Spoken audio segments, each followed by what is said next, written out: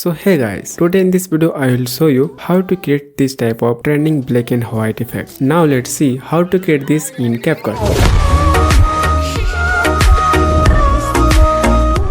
Simply open your Capcut application, then tap on new video, then simply tap your clips. After that, go to right side and here you can see aspect ratio, simply tap on it, then tap on 1:1. After that, go to effects tab, then tap on video effect and here you search God Rays.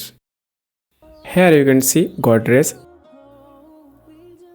Also tap on your clips, then zoom it according your frame. After that, tap on effect layer, then go to adjust and the texture setting is approx 70, then the filter approx 37, then scroll down, atmosphere and size value is 0. Also the blur value is 0, otherwise you see circle blur in your footage, then tap on right icon. After that, go to adjust icon, then tap on saturation, then minus approx 40 around, then tap on right icon and here you can see the final result.